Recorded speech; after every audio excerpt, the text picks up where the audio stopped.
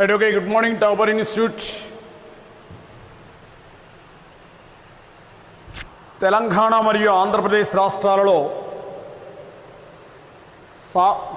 స్థాపించిన మొదటి సంవత్సరంలోనే దాదాపు 1500 మంది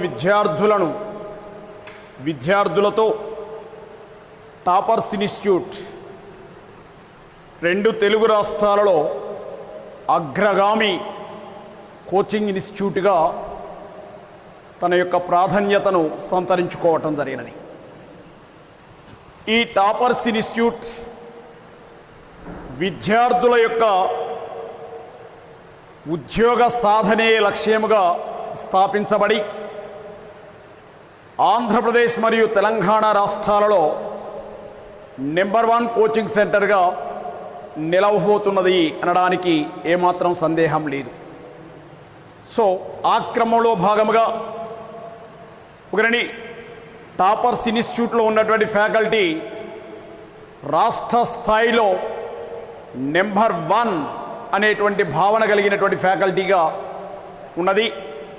సో ఆ తరుణంలోనే Bhagyanagar institute Dilsukhnagar, topper institute Medipalli అనేటువంటి విద్యార్థులకు ప్రస్తుత తరుణంలో ఆఫ్లైన్ కోచింగ్ ఇచ్చేటువంటి పరిస్థితి ప్రస్తుతం లేకపోవడం వల్ల విద్యార్థులకు నష్టపోయేటువంటి పరిస్థితి ఉండకూడదు అనేటువంటి భావనతోటి ఆన్లైన్లోనైనా సరే విద్యార్థులకు కొంతవరకు విజ్ఞానాన్ని అందించాలా అనేటువంటి లక్ష్యంతోటి టాపర్ ఇన్స్టిట్యూట్ ఒకరిని విద్యార్థుల యొక్క భవిష్యత్తు పాలిట మాతృమూర్తిగా ఈ టాపర్స్ భాగ్యనగర్లు మీ ముందుకు వస్తున్నాయని చెప్పడానికి సందేహం లేదు.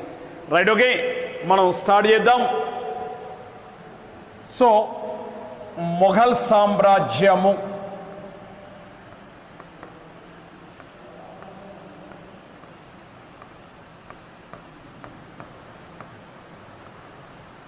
ఒకరండి మొఘల్ సామ్రాజ్యము. సో ప్రతి కాంపిటేటివ్ ఎగ్జామ్లో గ్రూప్ 1 కావచ్చు, గ్రూప్ 2 కావచ్చు, ఎస్ఐ కానిస్టేబుల్ కావచ్చు, మరేదైనా కోచింగ్ సెంటర్ కావచ్చు, మరేదైనా కాంపిటేటివ్ ఎగ్జామ్ కావచ్చు, ఏ అంశంలోనైనా సరే ఈ మొఘల్ సామ్రాజ్యానికి సంబంధించి దాదాపు 3 నుండి 4 క్వశ్చన్లు రావడానికి ఆస్కారం ఉండడం జరుగుతుంది మొఘల్ సామ్రాజ్యానికి సంబంధించి. Is clear no? Right, okay. Mughal సామ్రాజ్యం, ఈ మొఘల్ సామ్రాజ్యానికి సంబంధించి కొన్ని ప్రాథమిక అంశాలు మనం అధ్యయనం చేద్దాం. ప్రధానంగా మొఘల్స్, ఈ మొఘల్స్ అనేటువంటి వారు భారతదేశాన్ని ఎప్పటి నుండి ఎప్పటి వరకు పరిపాలన చేశారు అనేటువంటి అంశాన్ని చూసినట్లయితే వీరు క్రీస్తు శకం 1526 సంవత్సరం నుండి 1857 సంవత్సరం వరకు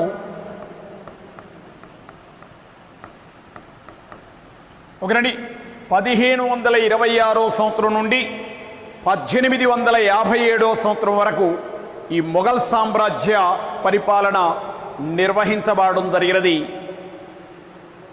ఒకరండి సో ఈ 1526 1857 సంవత్సరాల మధ్యకాలంలో పరిపాలన చేసినటువంటి మొఘల్స్ ఒకరండి వీరి యొక్క పరిపాలనను భారతదేశ చరిత్రలో 2 రకాలుగా వర్గీకరించడం జరుగుతుంది. మొఘల్స్ యొక్క పరిపాలనను ఒకరండి 2 రకాలుగా వర్గీకరించవచ్చు మొఘల్స్ యొక్క పరిపాలనను. సో 2 రకాలు అని అంటున్నాం. ఏమేమిటి అని చూస్తే ప్రధానంగా ఒకటి గ్రేటర్ మొఘల్స్,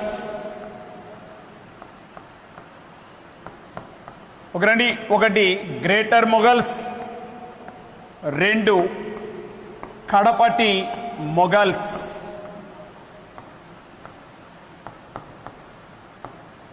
గ్రేటర్ మొఘల్స్ మరియు కడపటి మొఘల్స్ మరి గ్రేటర్ మొఘల్స్ అనేటువంటి వారు ఎప్పటి నుంచి పరిపాలన చేశారు అని చూస్తే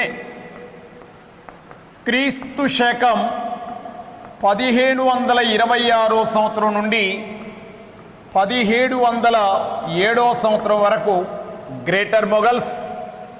కడపటి మొఘల్స్ క్రీస్తు శకం 1707 సంవత్సరం నుండి 1857 సంవత్సరం వరకు కడపటి మొఘల్స్ అనేటువంటి వారు భారతదేశాన్ని పరిపాలన చేయడం జరిగినది. ఒకరండి. సో గ్రేటర్ మొఘల్స్ క్రీశకం 1526 సంవత్సరం నుండి 1707 వరకు, కడపటి మొఘల్స్ 1707 నుండి 1857 సంవత్సరం వరకు ఈ మొఘల్స్ అనేటువంటి వారు పరిపాలన చేయడం జరిగినది. మరి భారతదేశంలో మొఘల్ రాజ్య స్థాపకుడు ఎవరు? బాబర్ అనేటువంటి అతను. ఒకటి భారతదేశంలో మొఘల్ రాజ్య స్థాపకుడు అని అంటున్నాం, బాగా గమనించాలా. మొఘల్ రాజ్య స్థాపకుడికి మొఘల్ సామ్రాజ్య స్థాపకుడికి తేడా ఉన్నది, గమనించాలా. ఇక్కడ మనం ఏమంటున్నాం? భారతదేశంలో మొఘల్ రాజ్య స్థాపకుడు ఎవరు అని అంటున్నాం. భారతదేశంలో మొఘల్ సామ్రాజ్య స్థాపకుడు ఎవరు అని అంటే కనుక అది వేరే ఆన్సర్ మళ్ళీ. కాబట్టి వేరియేషన్ గమనించాలి. క్వశ్చన్ ఏమని క్వశ్చన్ ఇస్తున్నాడు, మనం ఏ క్వశ్చన్కి ఆన్సర్ చేయాలంటే ఏమిటి? ఈ క్వశ్చన్ రాజ్య స్థాపకుడికి సామ్రాజ్య స్థాపకుడికి తేడా ఎప్పుడు తెలుస్తుంది? సబ్జెక్టుకు సంబంధించినటువంటి సంపూర్ణమైనటువంటి అవగాహన ఉన్నప్పుడు మనం ఏ క్వశ్చన్ అయినా ఆన్సర్ చేయగలగడానికి ఆస్కారం ఉంటుంది. కాబట్టి గమనించాలి. మరొక్కసారి చెప్తున్నా, టాపర్స్ మరియు భాగ్యనగర్ ఇన్స్టిట్యూట్లో అడ్మినిస్ట్రేషన్ సిస్టమ్ కానీ టీచింగ్ విధానం కానీ ప్రతి అంశానికి మధ్య చాలా క్లారిటీగా ఉండడానికి ఆస్కారం ఉన్నది. Very very clarity. Right, okay. Next అదే విధముగా ఇప్పుడు భారతదేశంలో మొఘల్ రాజ్య స్థాపకుడు ఎవరంటున్నాం? బాబర్. భారతదేశంలో మొఘల్ సామ్రాజ్య స్థాపకుడు, భారతదేశంలో మొఘల్ రాజ్యములో గొప్పవాడు అని చూస్తే గనక అక్బర్. ఒకరండి, అక్బర్ అనేటువంటి అతడు. ఒకరండి, ఇతడు రాజ్య స్థాపకుడు. నెక్స్ట్ ఇతడు గొప్పవాడు అని అంటున్నాం. ఒకరండి, ఇతడు గొప్పవాడు అని అంటున్నాం. సో కాబట్టి గమనించాలా. Is clear no? So Mughal రాజ్య స్థాపకుడు బాబర్, మొఘల్ సామ్రాజ్య స్థాపకుడు అక్బర్ అనేటువంటి అతడు.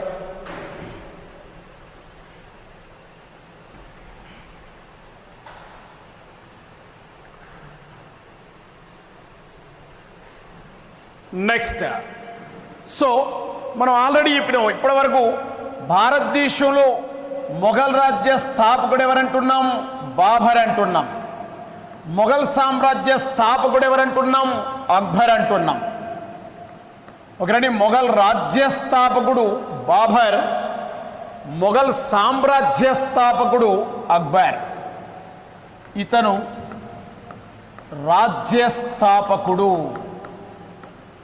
ఇతడు సామ్రాజ్య స్థాపకుడు లేదు గొప్పవాడు. ఎవరైనా అక్బర్. ఇప్పుడు మనం మొఘల్స్ని ఎన్ని భాగాలుగా విభజించవచ్చాను? 2 భాగాలుగా విభజించవచ్చాను ఆల్రెడీ చెప్పాం. ఒకటి మొఘల్స్ యొక్క రాజభాష, ఒకటి మొఘల్స్ యొక్క రాజభాష పర్షియన్. ఒకటి పర్షియన్ భాష మొఘల్స్ యొక్క రాజభాష. మొఘల్స్ యొక్క వాస్తు శైలి ఇండో ఇస్లామిక్ శైలి. ఒకటి ఇండో ఇస్లామిక్ శైలి మొఘల్స్ యొక్క వాస్తు శైలి. సో మొఘల్స్ కాలంలో ప్రజల యొక్క ప్రధానమైనటువంటి వినోదం, మొఘల్స్ కాలంలో ప్రధానమైనటువంటి వినోదం పావురాలను ఎగురవేయుట.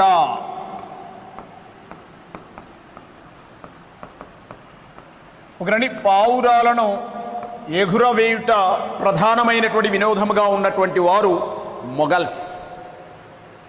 నెక్స్ట్ అదే విధముగా మొఘల్స్లో చిత్రలేఖనములో ప్రసిద్ధిగాంచినటువంటి మొఘల్ చక్రవర్తి జహాంగీర్ అనేటువంటి మొఘల్ చక్రవర్తి.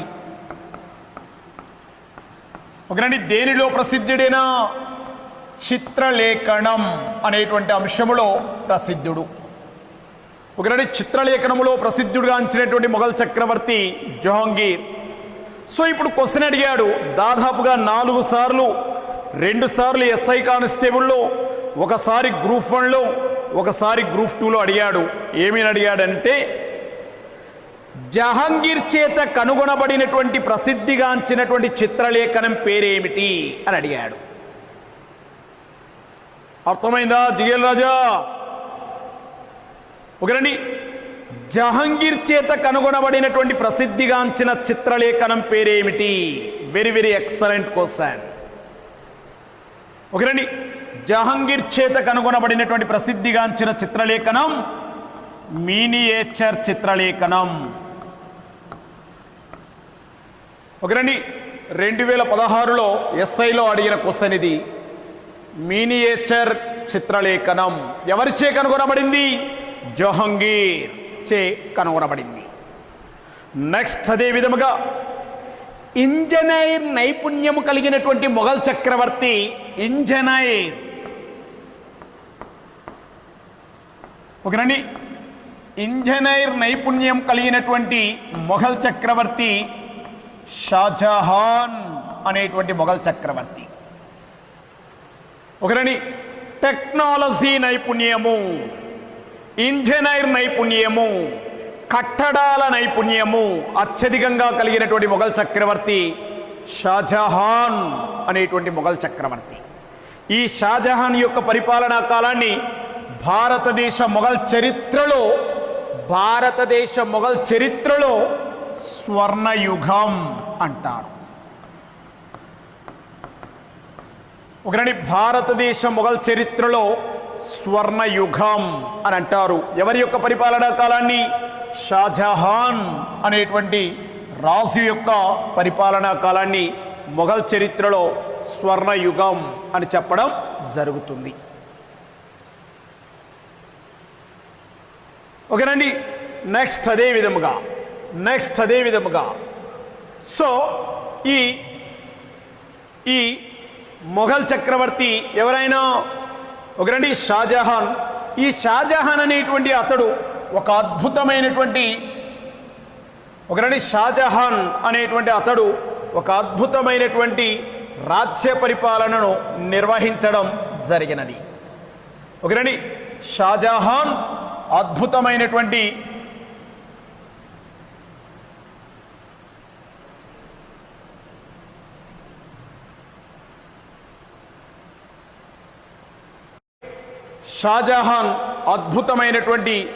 రాజ్య పరిపాలన నిర్వహించినటువంటి పాలకుడు. ఇక మొఘల్ చక్రవర్తుల్లో మనం 2 వర్గాలు అన్నాం. ఒకరండి 2 వర్గాలు మొఘల్ చక్రవర్తులు అని అన్నాం. ఒకరండి మొఘల్ చక్రవర్తులలో 2 వర్గాలైనటువంటి పాలకులు అని అన్నాం. ఒకటి గ్రేటర్ మొఘల్స్ అని అంటున్నాం. గ్రేటర్ మొఘల్స్ అని అంటున్నాం. రెండోది కడపటి మొఘల్స్ అని అంటున్నాం. రెండవది కడపటి మొఘల్స్. ఇప్పుడు నేనేమంటున్నా అంటే గ్రేటర్ మొఘల్స్ ఎప్పటి నుంచి ఎప్పటి వరకు పరిపాలన చేస్తున్నాం అని అంటున్నాం మనం? 1526 సంవత్సరం నుండి 1707 సంవత్సరం వరకు. కడపటి మొఘల్స్ 1707 సంవత్సరం నుండి 1857 సంవత్సరం వరకు వీళ్ళు పరిపాలన చేయడం జరిగినది. సో ఇప్పుడు గ్రేటర్ మొఘల్స్ ఎవరి పరిపాలనా కాలం నుండి ఎవరి పరిపాలనా కాలం వరకు గ్రేటర్ మొఘల్స్ అంటారు అని చూస్తే బాబర్ పరిపాలనా కాలం నుండి ఔరంగజేబు పాలనా కాలం వరకు ఔరంగజేబు పాలనా కాలం వరకు గ్రేటర్ మొఘల్స్ అంటారు. కడపటి మొఘల్స్ ఎవరి పరిపాలనా కాలం నుండి ఎవరి పరిపాలనా కాలం వరకు కడపటి మొఘల్స్ అంటారు? మొదటి బహదూర్ షా నుండి రెండవ బహదూర్ షా వరకు గల కాలాన్ని కడపటి మొఘల్స్ అంటారు. ఒకరండి, మొదటి బహదూర్ షా, ఒకరండి మొదటి బహదూర్ షా నుండి రెండవ బహదూర్ షా జాఫర్, ఒకరండి రెండవ బహదూర్ షా వరకు గల కాలాన్ని గ్రేటర్ మొఘల్స్, కడపటి మొఘల్స్ ఒకరండి ఈ విధంగా చెప్పడం జరుగుతుంది. మరి ఇప్పుడు క్వశ్చన్ అడగొచ్చు, మరి ఏమిటి అనంటే గ్రేటర్ మొఘల్స్లలో సుదీర్ఘకాలం పరిపాలన చేసినటువంటి రాజు ఎవరు అనంటే గనక గ్రేటర్ మొఘల్స్లలో సుదీర్ఘకాలం పరిపాలన చేసినటువంటి రాజు ఔరంగజేబ్ అనేటువంటి అతడు. అతి ఎక్కువ కాలం పరిపాలన చేసినటువంటి రాజు ఔరంగజేబ్ అనేటువంటి అతడు. Okay ready?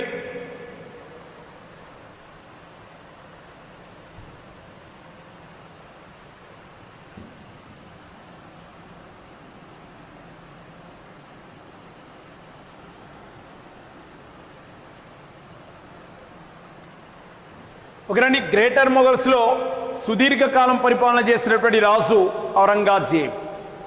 నెక్స్ట్ అదే విధముగా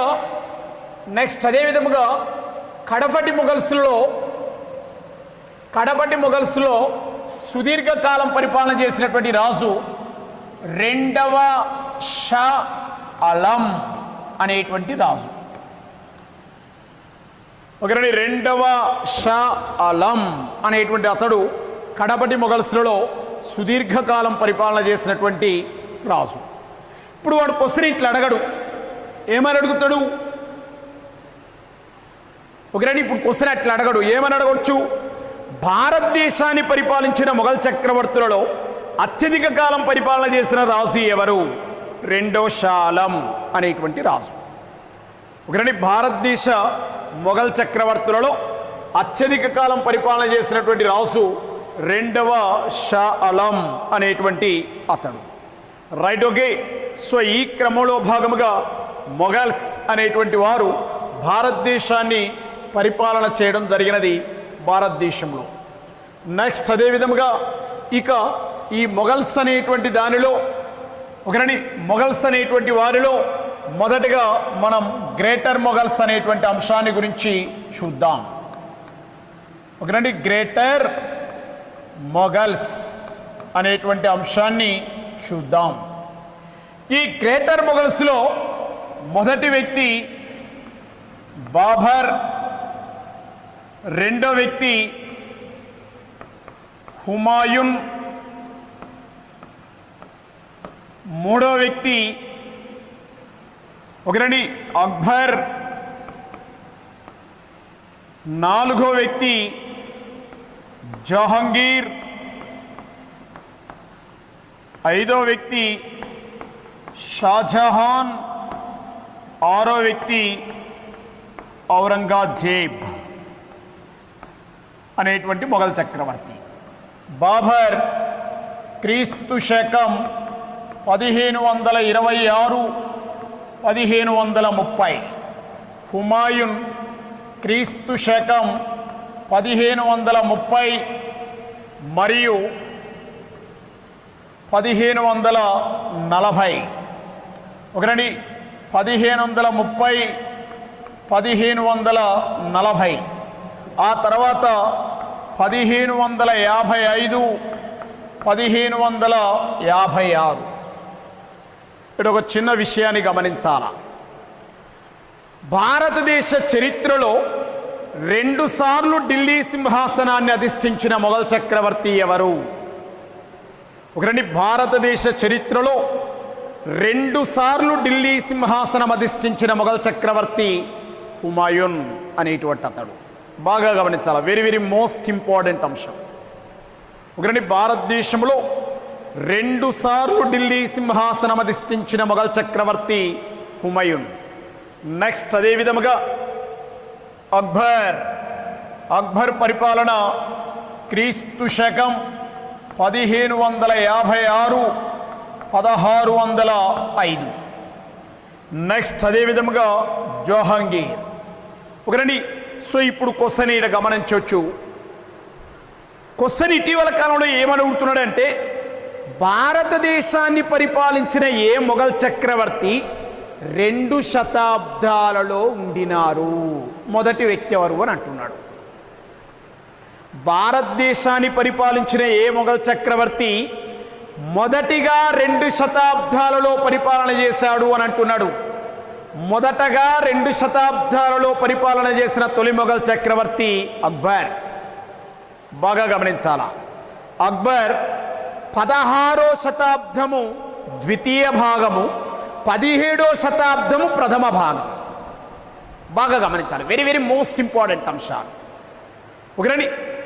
ద్విశతాబ్ది అంటే 2 శతాబ్దాలలో రాజ్య పరిపాలన చేసిన తొలి మొఘల్ చక్రవర్తి ఎవరు? అక్బర్.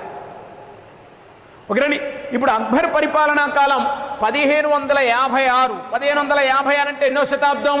16వ శతాబ్దం. 1605 అని అంటే ఎన్నో శతాబ్దం?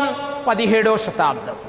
16, 17వ శతాబ్దాలలో రాజ్యపాలన చేసిన మొఘల్ చక్రవర్తి ఎవరు? అక్బర్. 17, 18వ శతాబ్దాలలో రాజ్యపాలన చేసిన మొఘల్ చక్రవర్తి ఔరంగజేబ్. తర్వాత చూద్దాం, మనం గమనించండి. ఒకరండి. జహాంగీర్ యొక్క పరిపాలన క్రీస్తు శకం 1605 సంవత్సరం నుండి 1627 సంవత్సరం వరకు. నెక్స్ట్ షాజహాన్ పరిపాలన క్రీస్తు శకం 1627 సంవత్సరం నుండి 1657 సంవత్సరం వరకు. ఔరంగజేబ్ పరిపాలన క్రీస్తు శకం 1657 సంవత్సరం నుండి 1707 సంవత్సరం వరకు. అంటే చూడండి, ఇక్కడ ఒక చిన్న విషయాన్ని గమనించాలా. అక్బర్ ఒకరండి 2 శతాబ్దాలకు చెందినటువంటి వ్యక్తి, 16 మరియు 17. ఔరంగజేబ్ 2 శతాబ్దాలకు చెందిన వ్యక్తి, 17 మరియు 18. ఓకేనండి. సో సూక్ష్మాతి సూక్ష్మమైనటువంటి విషయాలను కూడా మనం గ్రహించగలగాల. రైట్. ఓకే. మొదటి వ్యక్తి బాబర్ అనేటువంటి అతడు. సో బాబర్కి సంబంధించినటువంటి విషయాంశాలు మనం ఒకసారి చూద్దాం. ఒకరండి. బాబర్ అనేటువంటి అతడు. బాబర్ యొక్క పరిపాలనా కాలం క్రీస్తు శకం 1526 సంవత్సరం నుండి 1530 సంవత్సరం వరకు పరిపాలన చేయడం జరిగినది బాబర్. ఒకరండి. బాబర్ అనగా అర్థమేమిటి? తుర్కీ భాషలో ఒకరండి. తుర్కీ భాష లేదా టర్కీ భాషలో బాబర్ అంటే అర్థం పులి అని అర్థం. ఒకరండి. పులి అని అర్థం, బాబర్ అంటే అర్థం. సో ఈ రకమైనటువంటి మరి బాబర్ ఎప్పుడు జన్మించాడు అని చూసినట్లయితే క్రీస్తు శకం ఒకరండి. క్రీస్తు శకం 1483 సంవత్సరం ఫిబ్రవరి 14వ తారీఖున బాబర్ జన్మించడం జరిగినది. బహుశా బాగా గుర్తుంటుంది అనుకుంటా డేట్ అయితే. రైట్. ఓకే.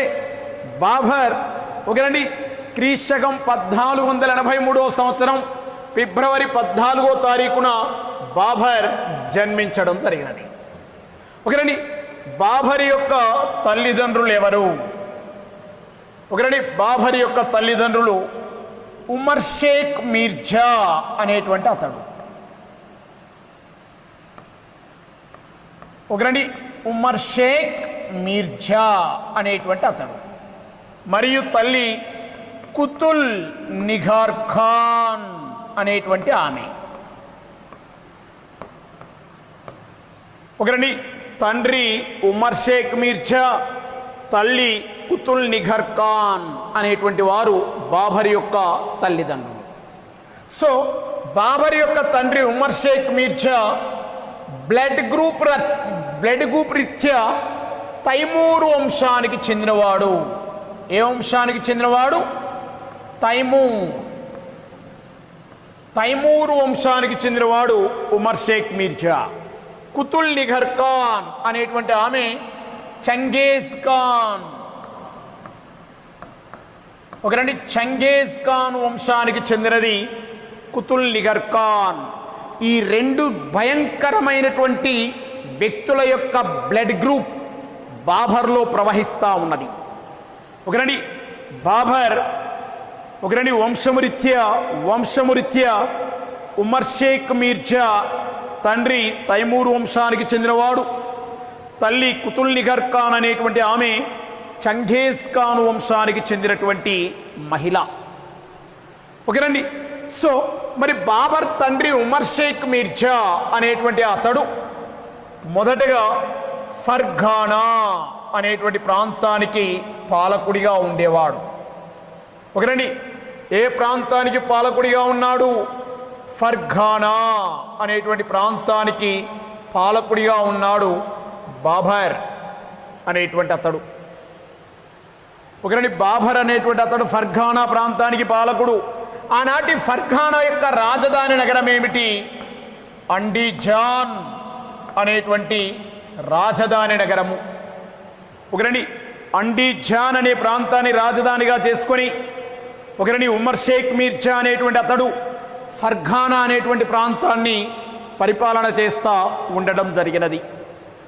నెక్స్ట్ అదే విధముగా మరి బాబర్ ఉమర్ షేక్ మీర్జా తదనంతరం ఫర్ఘానా అనేటువంటి ప్రాంతానికి పాలకుడిగా బాబర్ రాజ్యానికి రావటం జరిగినది 1496వ సంవత్సరంలో.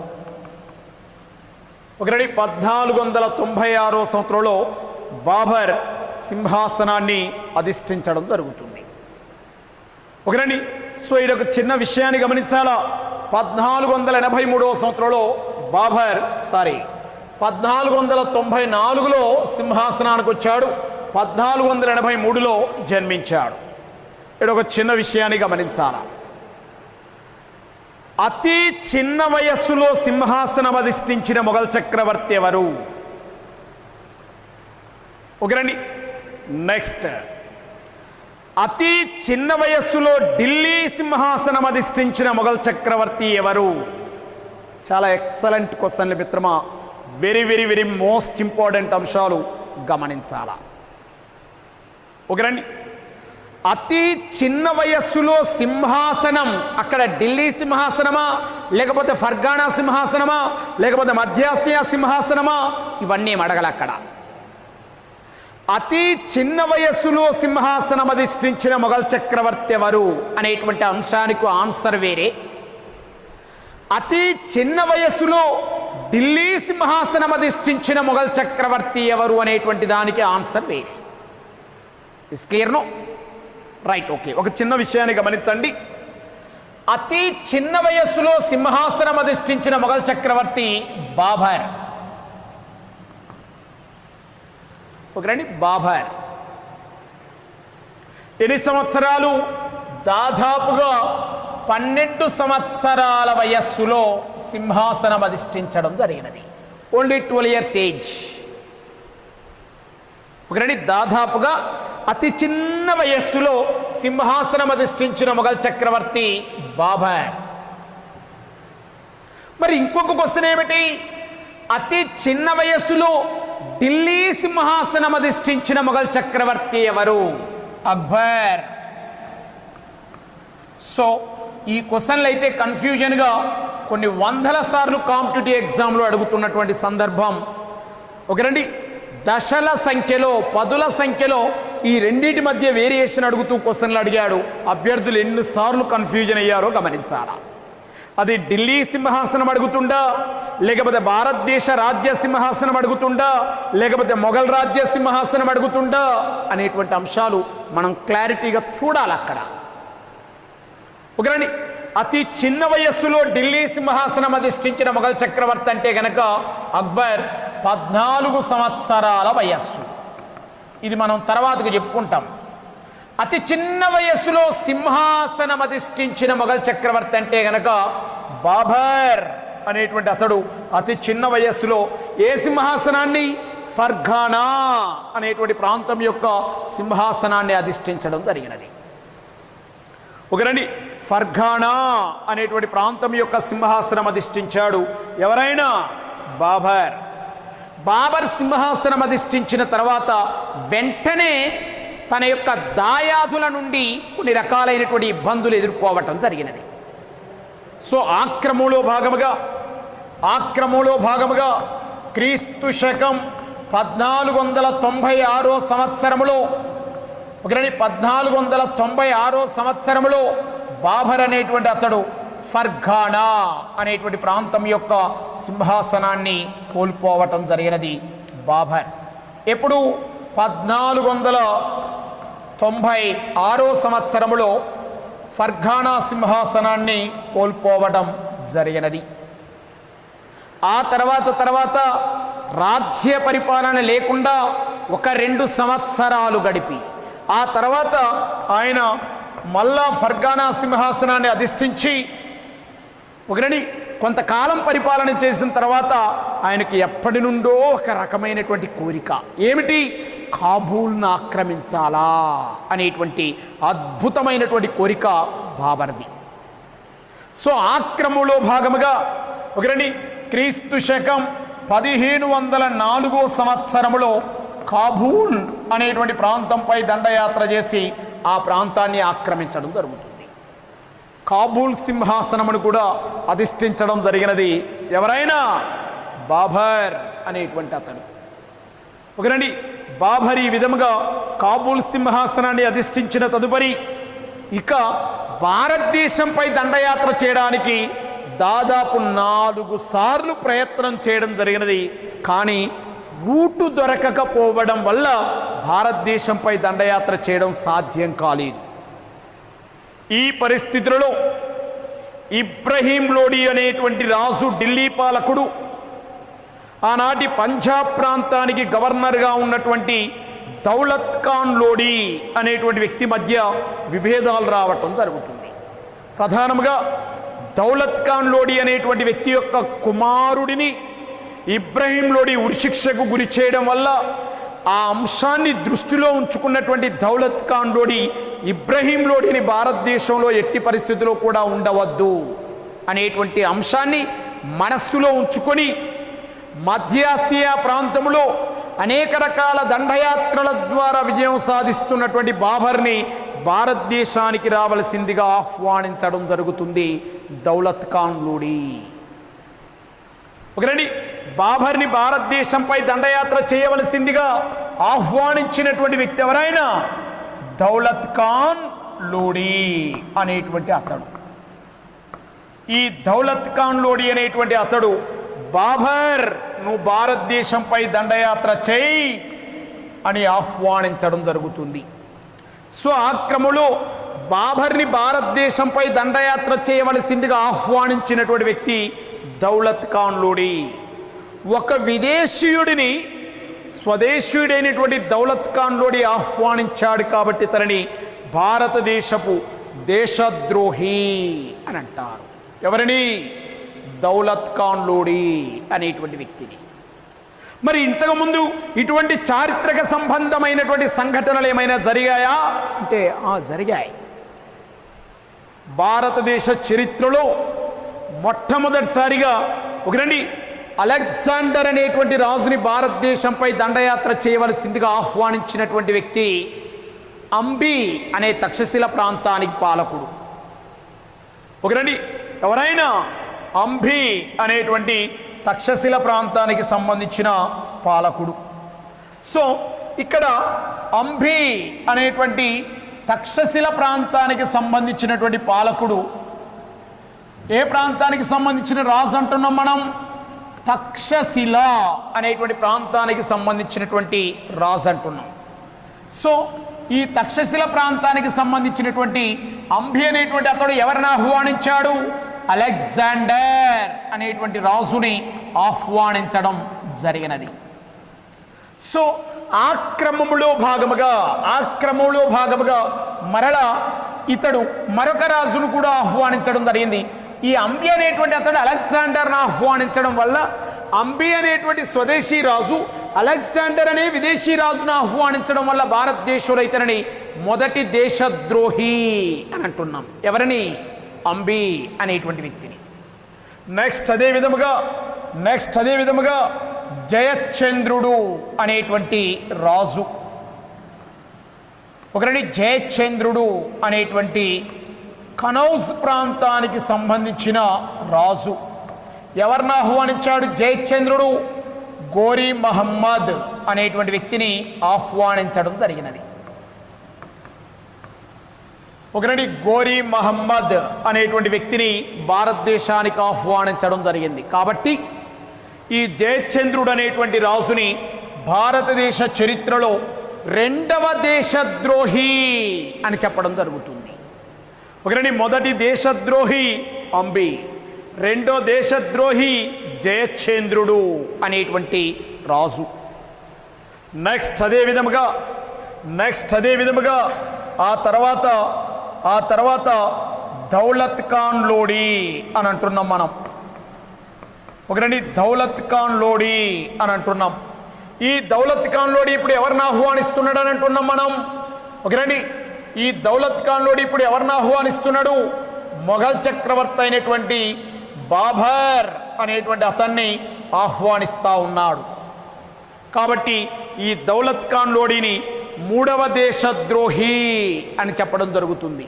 సో మొదటి దేశద్రోహి అంబి, రెండవ దేశద్రోహి జయచంద్రుడు, మూడో దేశద్రోహి దౌలత్ ఖాన్ లోడి అనేటువంటి అతడు. Right, okay. సో ఇక్కడ మనం ఆల్రెడీ చెప్తున్నాం బాబర్ అనేటువంటి అంశాన్ని మరికొంత సమాచారం అవసరం. బాబర్ అనేటువంటి రాజు ఆనాటి భారతదేశంలో ఉన్నటువంటి ఏ వ్యక్తుల యొక్క సమకాలీనుడు అని అంటాడు అడుకొస్తాను. ఈ క్రింది వానిలో బాబర్ అనే మొఘల్ చక్రవర్తితో సమకాలీన అంశాలతో సంబంధం లేని వ్యక్తి ఎవరు అని అంటున్నాడు. అది ఆల్రెడీ అడిగిన క్వశ్చన్. ఒకరిని బాబర్ యొక్క సమకాలీన కాలముతో సంబంధం లేని రాజు ఎవరు, సంబంధం లేని వ్యక్తి ఎవడు అని అంటున్నాడు. సంబంధం ఉన్న వ్యక్తులు ఎవరు మనకు తెలవాలా. బాబర్ సమకాలీనులైనటువంటి వారు ప్రధానముగా శ్రీకృష్ణదేవరాయలు, ఒకరండి శ్రీకృష్ణదేవరాయలు, నెక్స్ట్ తర్వాత కబీర్ అనేటువంటి అతడు, ఒకరండి కబీర్ అనేటువంటి అతడు. సో కబీర్ యొక్క భక్తి ఉద్యమ స్లోగన్స్ చాలా ఎక్సలెంట్గా ఉండడం జరుగుతుంది. Very excellent. రాయిని పూజిస్తే దేవుడు ప్రత్యక్షమైతే నేను కొండనే పూజిస్తాను అని ప్రకటన చేసిన వ్యక్తి ఎవరు? 2011లో ఎస్ఐ క్వశ్చన్. రాయిని పూజిస్తే దేవుడు ప్రత్యక్షమైతే నేను కొండనే పూజిస్తాను అని ప్రకటన చేసిన వ్యక్తి ఎవరు? 2011 ఎస్ఐ క్వశ్చన్ కబీర్. బాగా గుర్తుంచుకోవాలా. నెక్స్ట్ అదే విధముగా గురునానక్. ఒకరండి ఈ ముగ్గురు కూడా బాబర్ యొక్క సమకాలీనుడైనటువంటి వ్యక్తులు. ఒకరండి ఈ ముగ్గురు కూడా బాబర్ యొక్క సమకాలీనులైనటువంటి వ్యక్తులు. ప్రధానంగా శ్రీకృష్ణదేవరాయలు ఆనాటి విజయనగర రాజ్యాన్ని పరిపాలించిన తులువ వంశంలోనే కాకుండా యావత్ విజయనగర చక్రవర్తులందరిలోకెల్లా గొప్పవాడు శ్రీకృష్ణదేవరాయలు. నెక్స్ట్ భక్తి ఉద్యమంలో ప్రధానమైనటువంటి ప్రముఖ వ్యక్తిగా చెప్పబడినటువంటి వ్యక్తి కబీర్. సిక్కు మత స్థాపకుడిగా ప్రసిద్ధిగాంచినటువంటి వ్యక్తి Guru Nanak. Is clear no? So ఈ ముగ్గురు వ్యక్తులు ఎవరి యొక్క సమకాలీనులు? బాబర్ యొక్క సమకాలీనుడు. అంటే వీడి క్వశ్చన్ ఏమడుగుతాడు? ఈ క్రింది వారిలో బాబర్ యొక్క సమకాలీనమైన వ్యక్తులతో సంబంధం లేని వ్యక్తి ఎవరు అని అంటాడు. ఉన్న వ్యక్తులు ఎవరో మనకు తెలవాలి. ఒకటి ఉన్న వ్యక్తులు ఎవరో మనకు తెలవాలి. సో వీళ్ళంతా కూడా బాబర్ యొక్క సమకాలీనమైనటువంటి వ్యక్తులతో సంబంధం ఉన్నవారు. Is clear no? Right, okay. So ఇప్పుడు మరి బాబర్ భారతదేశంపై దండయాత్ర చేయవలసిందిగా ఆహ్వానించాడు ఎవరైనా? దౌలత్ ఖాన్ లోడి. ఈ పరిస్థితులలో ఒకరండి ఈ పరిస్థితులలో బాబర్ భారతదేశంపై దండయాత్ర చేయడం జరుగుతుంది. ఎవరి ఆహ్వానం మేరకు? ఒకరండి, ఎవరి ఆహ్వానం మేరకు? ఒకరండి, దౌలత్ ఖాన్ లోడి ఆహ్వానం మేరకు దండయాత్ర చేయడం జరుగుతుంది.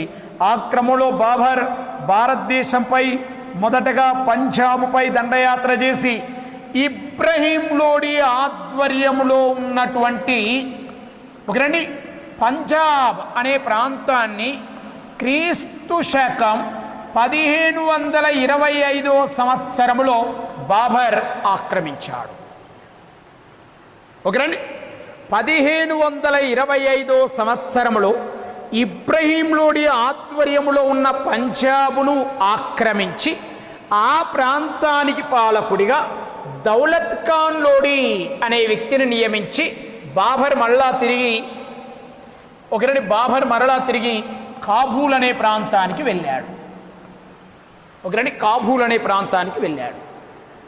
సో కాబూల్ ప్రాంతానికి బాబర్ వెళ్ళటాన్ని గమనించినటువంటి ఈ దౌలత్ ఖాన్ లోడి పంజాబ్ అనే ప్రాంతానికి స్వతంత్ర్యం ప్రకటించుకోవడం జరుగుతుంది.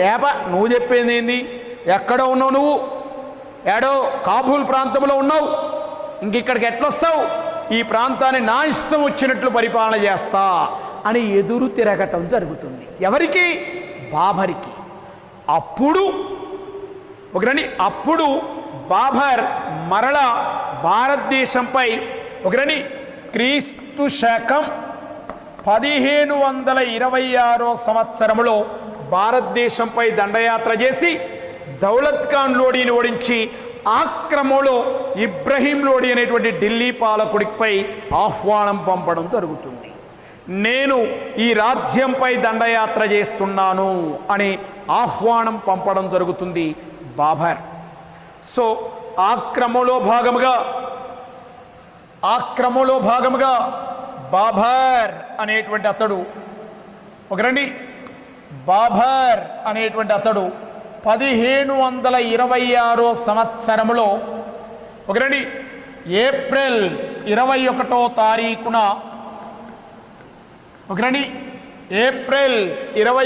తారీఖున బాబర్ భారతదేశంలోనే పానీపట్టు అనేటువంటి ప్రదేశాన్ని చేరుకోవటం జరుగుతుంది.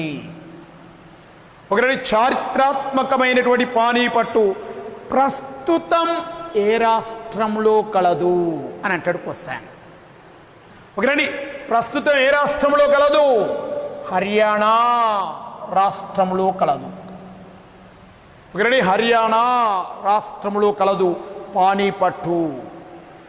పానీపట్టు అనేటువంటి యుద్ధం 3 రాజవంశాల యొక్క అంతానికి కారణం కావటం జరుగుతుంది. మొదటి పానీపట్టు యుద్ధం లోడి వంశం యొక్క అంతానికి కారణమవుతుంది. రెండో పానీపట్టు యుద్ధం హేము అనేటువంటి హిందూ రాజు యొక్క పరిపాలన అంతం గావించడానికి కారణమైనది. మూడో పానీపట్టు యుద్ధము ఆఫ్ఘానులు భారతదేశంలో రాజ్యస్థాపన చేయడానికి కారణం కావటం జరిగినది.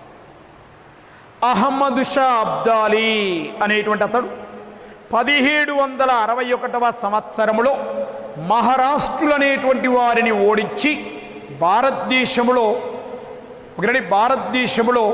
వారు కొన్ని రకాలైనటువంటి బహుమానాలు పొందడానికి, కొన్ని రకాలైనటువంటి ప్రాంతాలను స్వీకరించడానికి కారణం కావటం జరుగుతుంది. థర్డ్ పానీపట్టు బ్యాటిల్ లేదా మూడో పానీపట్టు యుద్ధం. మొదటి పానీపట్టు యుద్ధం 1526 ఏప్రిల్ 21. రెండో పానీపట్టు యుద్ధం 1556 సంవత్సరం. మూడో పానీపట్టు యుద్ధం 1761వ సంవత్సరం. Is clear no? Right, okay. Babur. So ఇప్పుడు బాబర్ పానీపట్టు అనేటువంటి ప్రదేశానికి వచ్చాడు. పానీపట్టు అనేటువంటి ప్రదేశానికి వచ్చి ముందుగా ఇక్కడ ఒక గుడారాన్ని ఏర్పాటు చేసుకొని సైన్యాన్ని సమీకరించుకొని ఆ తర్వాత దౌలత్ ఖాన్ ఇబ్రహీం లోడికి వర్తమానం పంపడం జరుగుతుంది. ఇబ్రహీం లోడి అనేటువంటి అతడు ఆనాటి గ్వాలియర్ పాలకుడు రాణా విక్రమజిత్ అనేటువంటి వ్యక్తి సహకారముతో, తన సోదరుడైనటువంటి మహమ్మద్ లోడి సహకారముతో పెద్ద సైన్యాన్ని తీసుకొని దాదాపుగా 2 లక్షల మంది సైన్యాన్ని తీసుకొని 2 లక్షల మంది సైన్యాన్ని తీసుకొని ఇబ్రహీం లోడి పానీపట్టు అనేటువంటి ప్రదేశానికి రావడానికంటే ముందే బాబర్ కేవలం 12,000 మంది సైన్యముతోటి కేవలం 12,000 మంది సైన్యముతోటి. ఇక్కడ క్వశ్చన్ అడగవచ్చు, బాబర్ భారతదేశంలో మొఘల్ రాజ్య స్థాపన చేయడానికి కారణమైన ప్రధానమైన సైనిక దళం పేరేమిటి? కాల్బలం, అశ్వదళం, గజదళం, ఫిరంగీ దళం అని అంటాడు వాడు క్వశ్చన్. భారతదేశంలో మొఘల్ రాజ్య స్థాపన చేయడానికి కారణమైన ప్రధానమైనటువంటి సైనిక దళం ఫిరంగీ దళం. వెరీ వెరీ మోస్ట్ ఇంపార్టెంట్ అంశం కాబట్టి గమనించాల.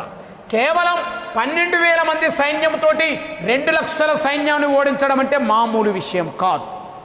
సో కాబట్టి ఏ సైనిక దళం ప్రధానంగా కృషి చేసిందని అంటున్నాం? బాబర్కి ఫిరంగీ దళం అనేటువంటిది ప్రధానంగా పనిచేయడం జరిగినది. ఫిరంగీ దళం అనేటువంటిది బాబర్కి అద్భుతంగా పనిచేయడం జరిగినది.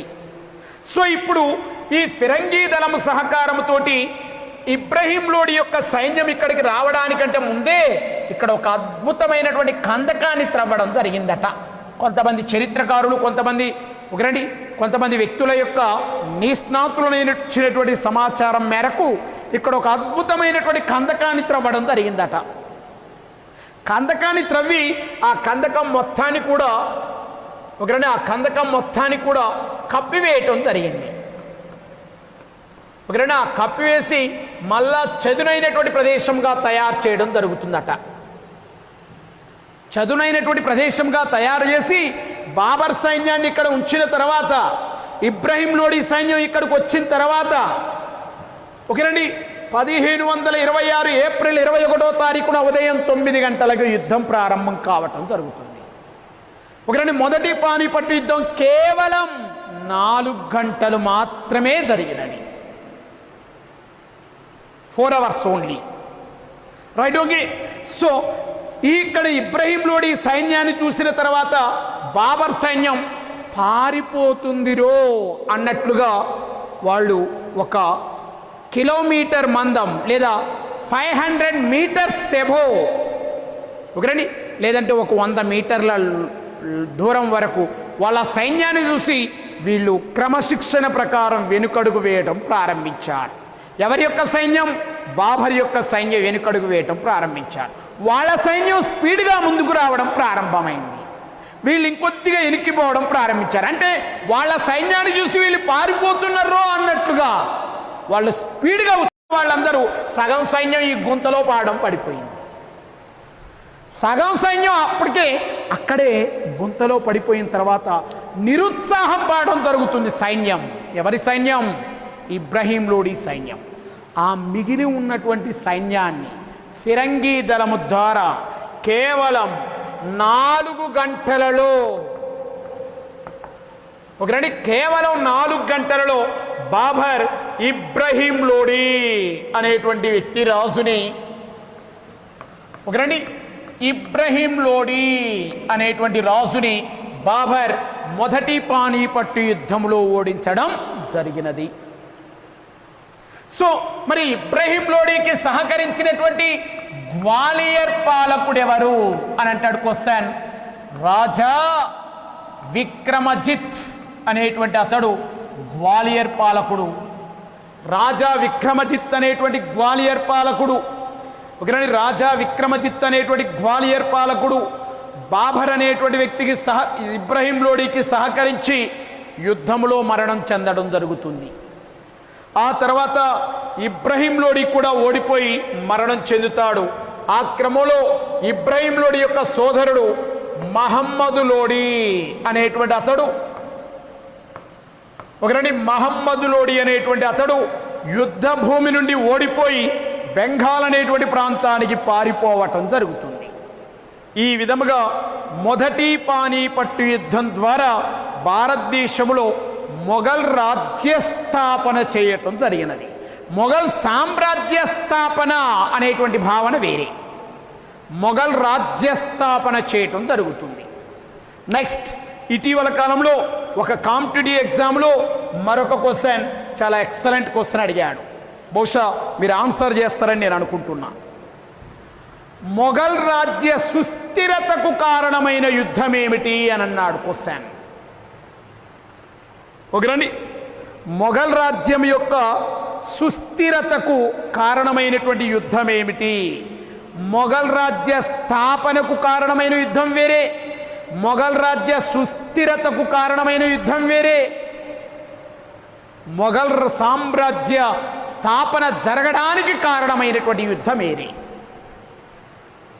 ఓకేనండి, సో పద ప్రస్తావనను ఆధారంగా చేసుకుని మనం ఆన్సర్లు చేయగలగాల. ఇప్పుడు ఏమంటున్నాం? మొఘల్ రాజ్య స్థాపనకు కారణమైన యుద్ధం ఏమిటి? మొదటి పానీపట్టు యుద్ధం. Is clear? ఓకేనండి, ఇస్ క్లియర్. నెక్స్ట్, తర్వాత మొఘల్ సుస్థిరతకు, మొఘల్ రాజ్య సుస్థిరతకు కారణమైన యుద్ధం ఏమిటి అని అంటాడు. సో ఆ క్రమంలో చూద్దాం. బాబర్. సో ఈ బాబర్ అనేటువంటి అతడు ప్రధానంగా భారతదేశంలో 4 యుద్ధాలు చేయడం జరిగినది. ఒకటి మొదటి పానీపట్టు యుద్ధము. మొదటి పానీపట్టు యుద్ధము. రెండోది ఖాన్వా యుద్ధము. మూడోది చందేలా యుద్ధము. నాలుగోది గోగ్రా యుద్ధం. గోగ్రా యుద్ధం.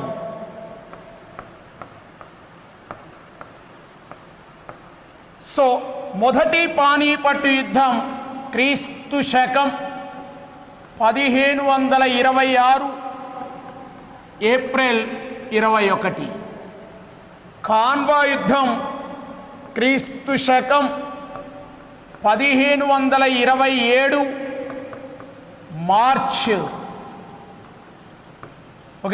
మార్చ్ 17వ తారీఖున. నెక్స్ట్, చందేలా యుద్ధం క్రీస్తు శకం 1528వ సంవత్సరం. నెక్స్ట్, అదే విధముగా గోగ్రా యుద్ధం క్రీస్తు శకం 1529వ సంవత్సరం. సో ఈ విధముగా యుద్ధాలు నిర్వహించబడడం జరిగినది. Right, okay. సో ఈ మొఘల్ రాజ్య స్థాపనకు కారణమైన యుద్ధం మొదటి పానిపట్టు యుద్ధం, మొఘల్ రాజ్య సుస్థిరతకు కారణమైన యుద్ధం ఖాన్వా యుద్ధం, బుందేల్ఖండ్ ఆక్రమణకు కారణమైన యుద్ధం చందేలా యుద్ధం, ఆ తర్వాత లోడీ వంశస్థులను పూర్తిగా అంతం చేయడానికి కారణమైన యుద్ధం గోగ్రా యుద్ధం. లోడీ వంశస్థులను పూర్తిగా అంతం చేయడానికి కారణమైన యుద్ధం గోగ్రా యుద్ధం. ఈ యుద్ధాల గురించి వివరణాత్మకంగా మనం తర్వాత క్లాస్లో చెప్పుకుందాం. Right, okay. Thank you. Right, okay. So మనం ఇప్పటివరకు మొదటి పానీపట్టు యుద్ధము అనేటువంటి అంశాన్ని అధ్యయనం చేశాం. సో ఆ క్రమంలో బాబర్ కాలంలో జరిగినటువంటి మరికొన్ని యుద్ధాలను గురించి చూద్దాం. సో ఇక్కడ ప్రధానంగా బాబర్ కాలంలో జరిగినటువంటి యుద్ధాలు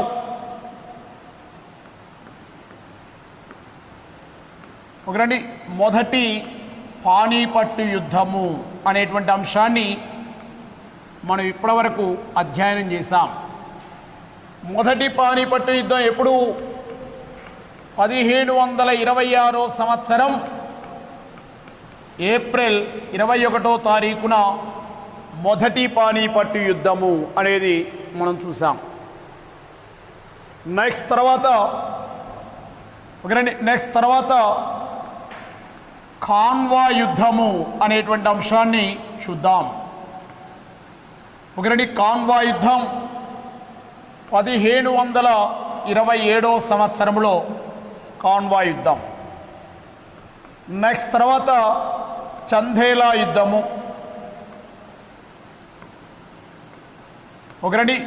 చందేలా యుద్ధం 28వ సంవత్సరం. నెక్స్ట్ తర్వాత గోగ్రా యుద్ధము. గోగ్రా యుద్ధము. ఈ గోగ్రా యుద్ధం 1529వ సంవత్సరంలో జరిగినటువంటి యుద్ధం గోగ్రా యుద్ధము. Right. Okay, very very most important అంశము. మొదటి పానీపట్టు యుద్ధం అనేటువంటి అంశాన్ని మనం ఆల్రెడీ చెప్పుకున్నాం. ఆ తర్వాత కాన్వాయ్ యుద్ధం అనేటువంటి భావన మనకు తెలవాల. ఒకరండి, ఈ కాన్వాయ్ యుద్ధం ఏ ప్రాంతానికి మధ్య జరిగిన రాసులకు జరుగుతుంది. ఒకరండి, కాన్వాయ్ యుద్ధం ప్రధానంగా సిసోడియా వంశానికి చెందిన రాజు. సిసోడియా వంశానికి చెందిన సిసోడియా వంశపు రాజు అయినటువంటి రాణా సంగ్రామ్ సింహుడు అనేటువంటి అతడు. రాణా సంగ్రామ్ సింహుడికి మరియు బాబర్ అనేటువంటి అతడికి కాన్వాయ్ యుద్ధం నిర్వహించబడడం జరుగుతుంది 1527వ సంవత్సరంలో. ఇక్కడ వెరీ వెరీ మోస్ట్ ఇంపార్టెంట్ యుద్ధం కాన్వాయ్ యుద్ధం. ఇక్కడ క్వశ్చన్లు ఇటీవల కాలంలో ఏమడుగుతున్నాడంటే, కాన్వాయ్ యుద్ధం ఎవరి ఆధ్వర్యంలో జరిగినది అనే భావన వేరే, కాన్వాయ్ యుద్ధానికి నాయకత్వం వహించిన రాజు ఎవరు అనే భావన వేరే. బాగా గమనించాలా. ఒకరండి, కాన్వాయ్ యుద్ధం ఎవరి ఆధ్వర్యంలో జరిగినది?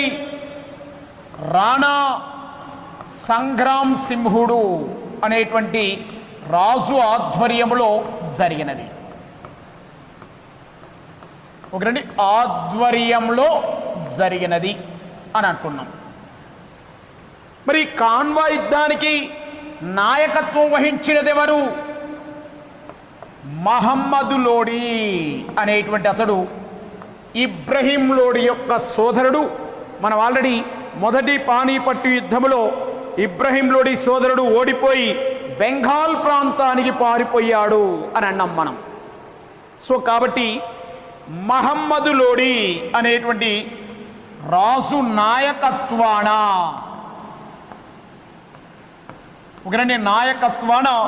ఈ కాన్వాయ్ యుద్ధం నిర్వహించబడడం జరుగుతుంది. సో ఇప్పుడు కాన్వాయ్ యుద్ధం ప్రధానంగా ఎవరెవరికి మధ్య జరుగుతుంది?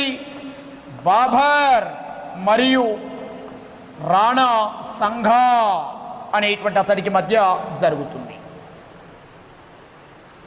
మొఘల్ రాజ్య సుస్థిరత గావించాలనేటువంటి భావన బాబర్ది. భారతదేశంలో మొఘల్ రాజ్య అంతాన్ని చేయాలనేటువంటి భావన రాణా సంగ్రామ్ సింహుడిది. మొఘల్ రాజ్య స్థాపన గావించబడిన తర్వాత 100 కాలాల పాటు సుస్థిరముగా ఈ రాజ్యం ఉండాలా అంటే యుద్ధంలో విజయం సాధించాలనేటువంటి భావన బాబర్ది. అందుకనే మనం ఆల్రెడీ చెప్పుకున్నాం, మొఘల్ రాజ్య సుస్థిరతకు కారణమైనటువంటి యుద్ధం కాన్వాయ్ యుద్ధము అని అంటున్నాం.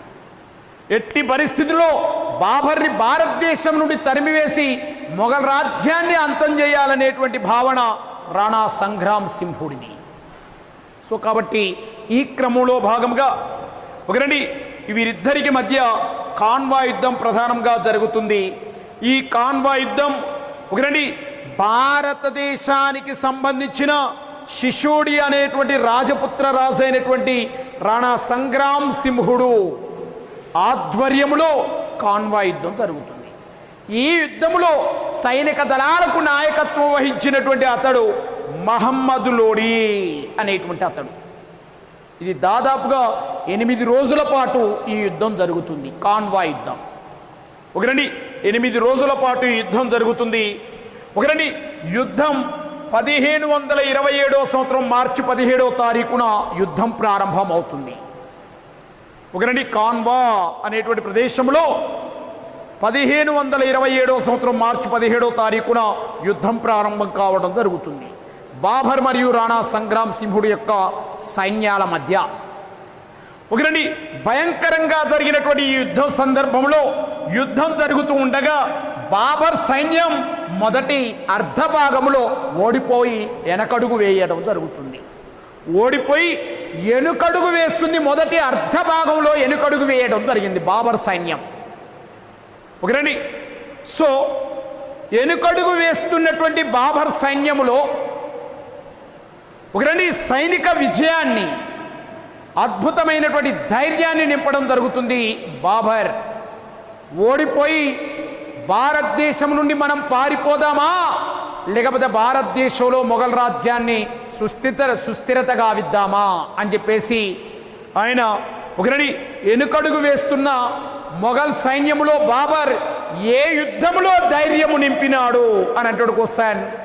కాన్వాయ్ యుద్ధములో ధైర్యము నింపడం జరుగుతుంది.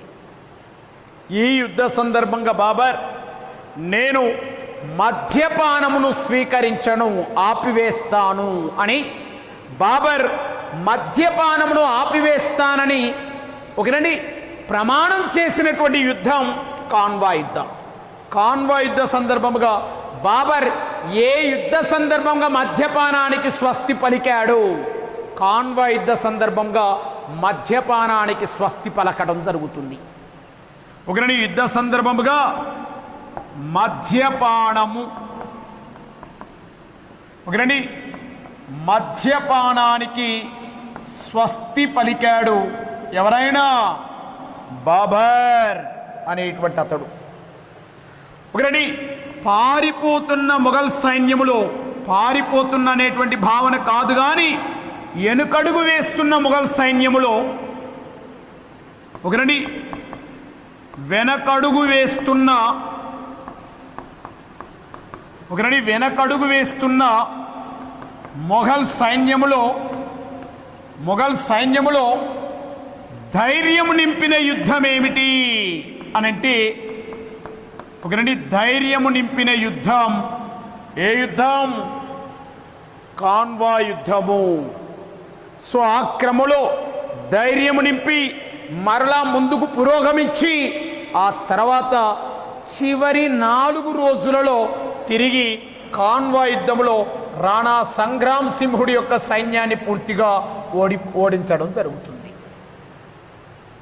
ఒకరండి రాణా సంగ్రామ్ సింహుడు తన శరీరానికి 100 గాయాలై యుద్ధం నుండి ఓడిపోతున్నానని తప్పుకోవడం జరుగుతుంది.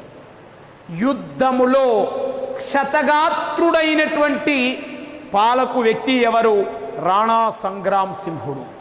క్షతగాత్రుడు అంటే అద్భుతమైనటువంటి గాయాల పాలై ఉన్నటువంటి వ్యక్తి. ఒకరండి క్షతగాత్రుడై తర్వాత మరణం చెందినటువంటి వ్యక్తి రాణా సంగ్రామ్ సింహుడు. ఆ తర్వాత మళ్ళా మహమ్మదులోడి యథావిధిగా బెంగాల్ అనేటువంటి ప్రాంతానికి పారిపోవటం జరుగుతుంది.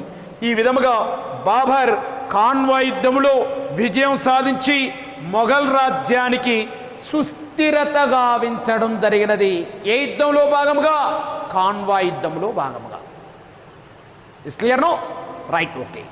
నెక్స్ట్ అదే విధముగా ఆ తర్వాత చందేలా యుద్ధం 1529.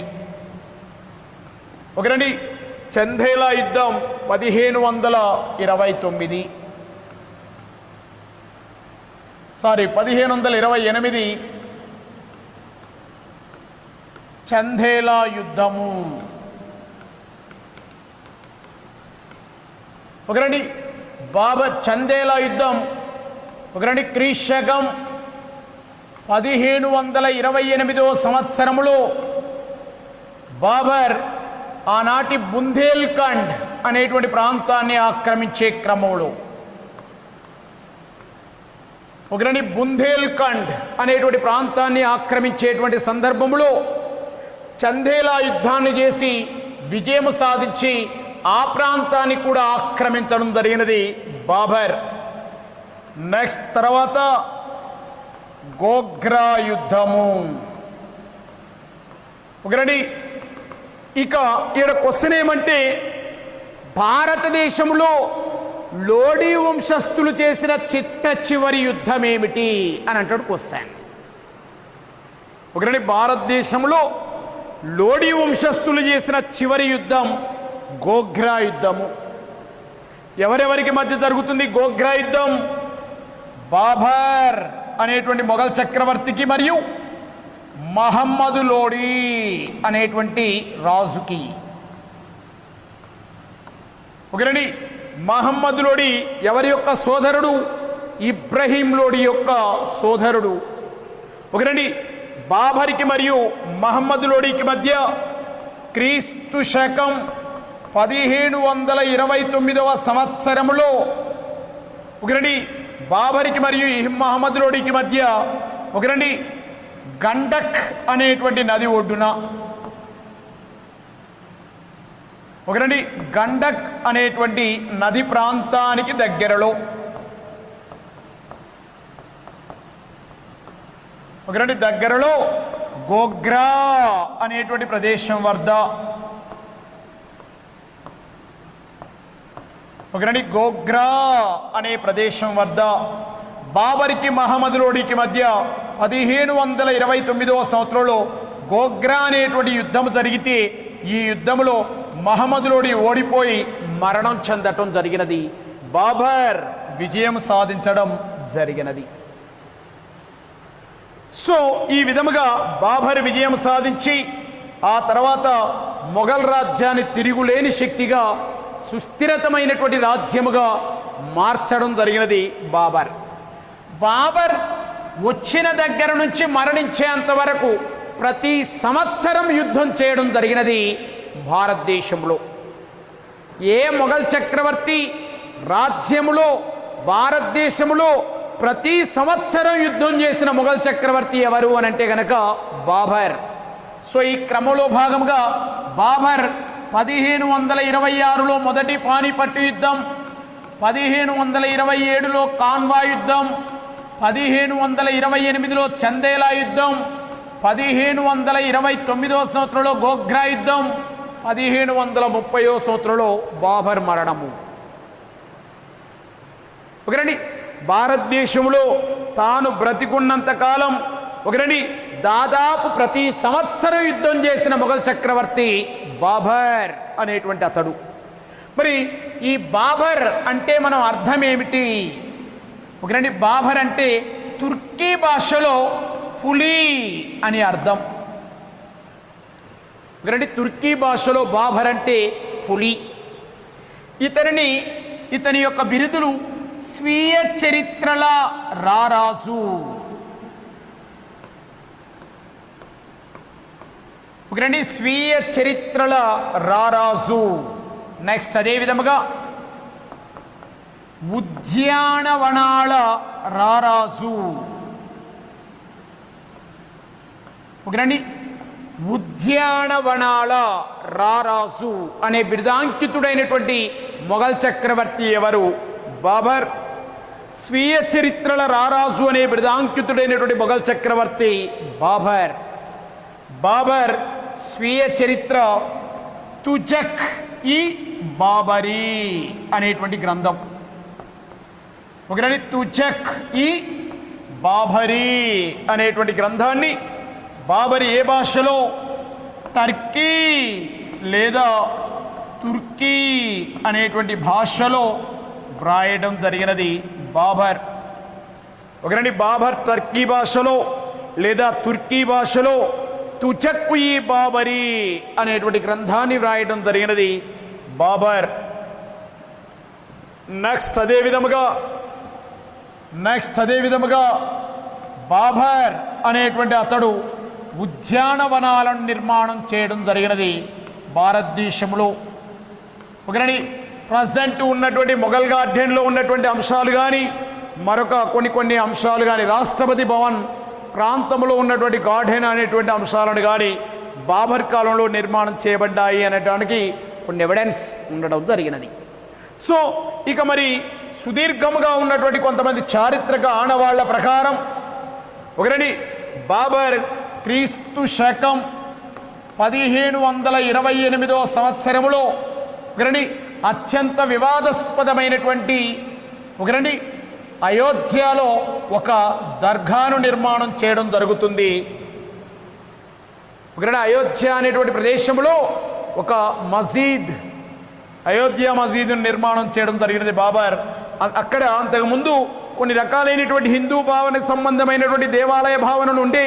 సో అటువంటి వాటిని కాదని ఆ స్థానంలో మళ్ళా ఒకటి బాబ్రీ మసీద్ అనేటువంటి దానిని నిర్మాణం చేయడం జరుగుతుందట 1528 అనేటువంటి ఇయర్లో. నెక్స్ట్ తర్వాత ఈ బాబర్ మన భారతదేశంలో రాజ్య పరిపాలన చేసేటువంటి సందర్భంలో ఈయన క్రీస్తు శకం 1530 సంవత్సరం డిసెంబర్ 26వ తారీఖున మరణం గావించడం జరుగుతుంది బాబర్. సో ఇక్కడ ఒక క్వశ్చన్ అడుగుతాడు, గమనించాలా. భారతదేశ చరిత్రలో ఏ మొఘల్ చక్రవర్తి 2 సార్లు ఖననం చేయబడినాడు అని అంటాడు క్వశ్చన్. 2 సార్లు ఖననం చేయబడిన మొఘల్ చక్రవర్తి ఎవరు అంటే బాబర్. ఒకరండి, బాబర్కి బాగా ఇష్టమైన ప్రదేశం ఏమిటి? బాబర్ మరణం చెందగానే మొదటగా అతని ఎక్కడ పూడ్చివేయడం జరుగుతుంది? ఢిల్లీలో పూడ్చివేయడం జరుగుతుంది.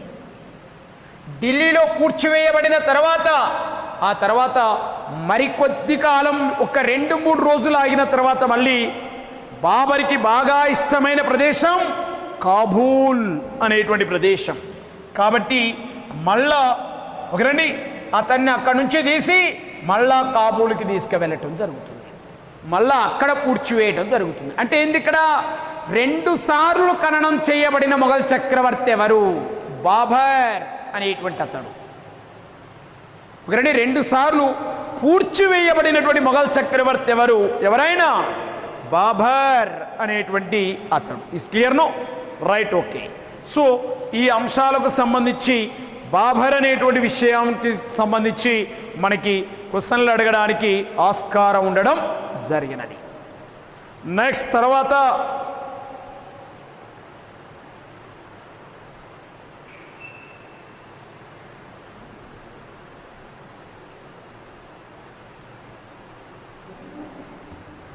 Right, okay. నెక్స్ట్ తర్వాత హుమాయూన్ అనేటువంటి అతడు. బాబర్ యొక్క కుమారుడు ఎవరైనా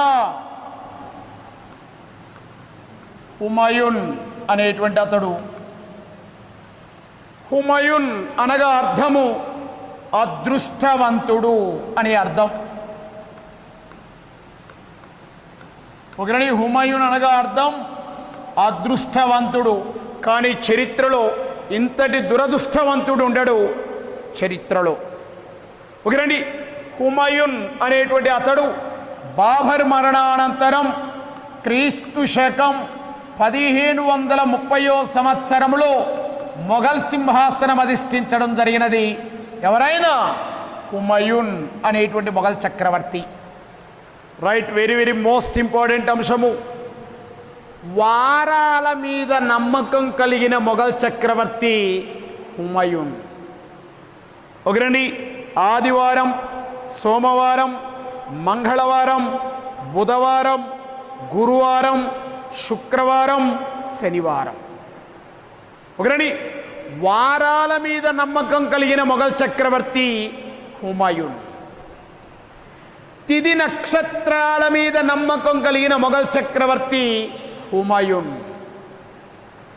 పేర్ల యొక్క నక్షత్రాలను ఆధారంగా చేసుకొని జీవనం గడిపిన మొఘల్ చక్రవర్తి హుమాయూన్. ధనవంతుల మార్కెట్లను ఏర్పాటు చేసిన మొఘల్ చక్రవర్తి హుమాయూన్. ధనవంతుల యొక్క మార్కెట్స్, ధనవంతుల కోసం వేరే మార్కెట్లు, పేదవారి కోసం వేరే మార్కెట్లు. ధనవంతుల కోసం మార్కెట్లను ఏర్పాటు చేసిన మొఘల్ చక్రవర్తి హుమాయూన్. సో పేర్ల తిథి నక్షత్రాలనేటువంటి అంశాల మీద నమ్మకం కలిగిన మొఘల్ చక్రవర్తి హుమాయూన్. Right, okay. సో ఈ క్రమంలో భాగంగా హుమాయూన్ రాజ్యానికి వచ్చిన వెంటనే తన సోదరుల మధ్య రాజ్యాన్ని సమానంగా పంపిణీ చేయడం జరుగుతుంది. తన సోదరుల మధ్య ఒకటి తన సోదరుల మధ్య రాజ్యాన్ని సమానంగా పంపిణీ చేయడం జరిగినది.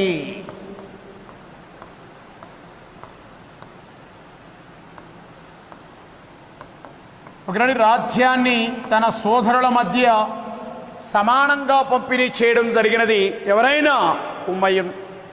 సో హుమయూన్ అనేటువంటి అతడు రాజ్యానికి వచ్చిన తర్వాత తన తొలి దండయాత్ర క్రీస్తు శకం 1531వ సంవత్సరంలో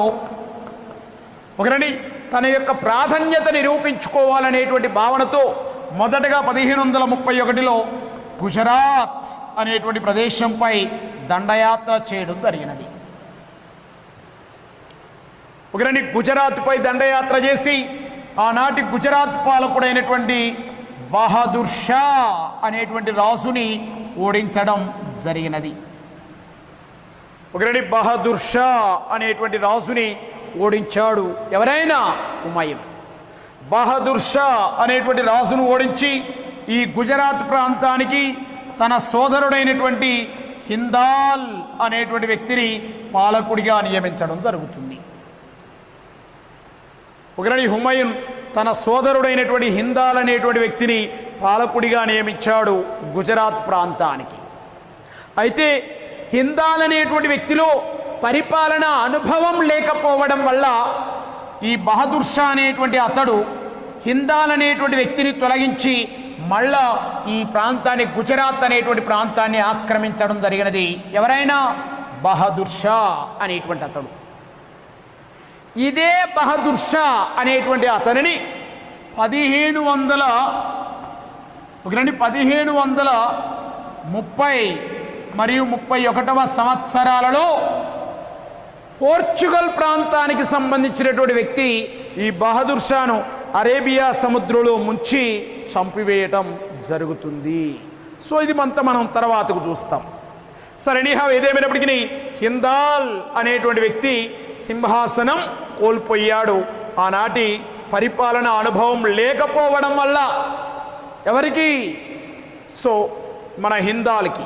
సో ఇప్పుడు హుమాయూన్ అనేటువంటి అతడు వచ్చి రాగానే మళ్ళా మొదటి బహదూర్ షాను ఓడించి గుజరాత్ను ఆక్రమించగానే అబ్బా నేను కూడా విజయం సాధించాను అనేటువంటి ఆ నమ్మకంతో మనోడు 2 సార్లు పోయి 2 సంవత్సరాలు ఎంజాయ్ చేస్తాడు అక్కడ. నేను కూడా యుద్ధం చేయగలిగాను, విజయం సాధించాను అనేటువంటి భావనతో ఒక 2 సంవత్సరాలు ఎంజాయ్ చేస్తాడు. సో ఇట్లా ఆయన యొక్క భావన ఆయనకే అంత క్లారిటీ లేనటువంటి వ్యక్తి. సో ఈ క్రమంలో భాగముగా హుమయూన్ అనేటువంటి అతడు పరిపాలన చేయడం, ఈ హుమయూన్ రాజ్యాన్ని గుజరాత్ అనేటువంటి ప్రాంతాన్ని కోల్పోయినప్పటికీ ఆ తర్వాత మళ్ళీ బెంగాల్ అనేటువంటి ప్రాంతాలపై దండయాత్ర చేసి మళ్ళీ అక్కడ విజయం సాధించి మళ్ళీ ఒక 2 సంవత్సరాలు ఉండడం. ఆ తర్వాత క్రీస్తు శకం 1537వ సంవత్సరములో షూనార్ అనేటువంటి దుర్గంపై దండయాత్ర చేయడం. చూనార్ అనేటువంటి దుర్గంపై దాడి చేసి ఆ చూనార్ దుర్గానికి సంబంధించినటువంటి రాజు అయినటువంటి షేర్షా అనేటువంటి వ్యక్తిని ఓడిస్తాడు. షేర్షాను ఓడించాడు ఎవరైనా? హుమయూన్. మొదటిసారి 1537 చూనార్ దుర్గాక్రమణలో మొదట హుమయూన్ విజయం సాధించిన తదుపరి ఆ తర్వాత హుమయూన్ మళ్ళా అక్కడ ఎంజాయ్ చేస్తున్న సందర్భంలో షేర్షా అనేటువంటి అతడు చూనార్ దుర్గాన్ని కోల్పోయాడు. చూనార్ దుర్గానికి లాడ్లీ బేగం అనేటువంటి ఒక వితంతు ఉండేది. ఆ లాడ్లీ బేగం అనేటువంటి ఆమెను షేర్షా వివాహం చేసుకొని చూనార్ దుర్గాన్ని పరిపాలన చేస్తూ ఉన్నాడు. సో అటువంటి లాడ్లీ బేగం అనేటువంటి ఆమె ఆస్తి అయినటువంటి చూనార్ దుర్గం షేర్షా యొక్క పరిపాలన వల్ల కోల్పోయింది. వెంటనే షేర్షా హుమాయూన్ యొక్క బావగారిని మంచి చేసుకొని మళ్ళా చూనార్ దుర్గాన్ని స్వీకరిస్తాడు. సో హుమయూన్ ఆక్రమణ అనేది వృధా అయిపోయింది. ఆ తర్వాత మళ్ళీ ఎట్టి పరిస్థితిలో ఈ షేర్షాను ఉంచొద్దు అనేటువంటి భావనతో క్రీస్తు శకం 1539వ సంవత్సరంలో ఒకరండి షేర్షాకి మరియు హుమయూన్కి మధ్య ఒకరండి షేర్షాకి మరియు హుమయూన్ ఒకరండి షేర్షాకు మరియు హుమయూన్కి మధ్య ఒకరండి హుమయూన్కి మధ్య చౌసా అనేటువంటి యుద్ధం జరుగుతుంది. ఒకరండి చౌసా అనేటువంటి యుద్ధం జరుగుతుంది. సో ఈ చౌసా యుద్ధం జరిగితే ఈ చౌసా యుద్ధములో ఒకరండి చౌసా యుద్ధములో హుమయూన్ ఓటమి పాలై షేర్షా విజయం సాధించడం జరుగుతుంది. ఒకరండి హుమయూన్ ఓటమి పాలై షేర్షా విజయం సాధించడం జరుగుతుంది. ఆ తర్వాత హుమయూన్ అనేటువంటి అతడు ఒకరండి ఢిల్లీకి వెళ్ళడం. సో హుమయూన్ని ఓడించగలిగాను అనేటువంటి ధైర్యాన్ని నింపుకున్నటువంటి మనస్సులో ఆ ధైర్యాన్ని నింపుకున్నటువంటి షేర్షా ఎట్టి పరిస్థితిలో ఢిల్లీని ఆక్రమించాలి అనేటువంటి లక్ష్యం తన మనస్సులో ఉండటం జరుగుతుంది. సో ఢిల్లీ పాలకుడు ఎవరు? హుమయూన్. ఆల్రెడీ హుమయూన్ షేర్షా చేతిలో ఏ యుద్ధంలో ఓడిపోయిండు? చౌసా యుద్ధం. ఏ సంవత్సరంలో? 1539 1539వ సంవత్సరం. ఇప్పుడు షేర్షాలో ఒక కాన్ఫిడెన్స్ కనబడింది. ఎట్టి పరిస్థితుల్లో షేర్షా చేతిలో ఓడిపోయినటువంటి హుమయూనే ఏ ప్రాంతానికి పాలకుడు? ఢిల్లీ. అటువంటి ఢిల్లీని ఆక్రమించాలా అనేటువంటి భావన ఆయనలో కలగడం జరుగుతుంది. ఈ క్రమంలో షేర్షా అనేటువంటి అతడు ఢిల్లీపై చూస్తూ ఉండగా ఢిల్లీ పాలకుడైనటువంటి హుమయూన్ షేర్షాను ఓడించడానికి ప్రయత్నం చేస్తాడు. ఆ క్రమంలో క్రీస్తు శకం 1540వ సంవత్సరంలో ఒకరండి 1540వ సంవత్సరంలో హుమయూన్ అనేటువంటి మొఘల్ చక్రవర్తికి ఆ తర్వాత షేర్షా అనేటువంటి రాజుకి ఒకరండి హుమయూన్ అనేటువంటి మొఘల్ చక్రవర్తికి ఆ తర్వాత షేర్షా అనేటువంటి రాజుకి ఒకరండి మరలా ఒక అద్భుతమైనటువంటి యుద్ధం జరగడం జరుగుతుంది. ఆ యుద్ధమే కనౌజ్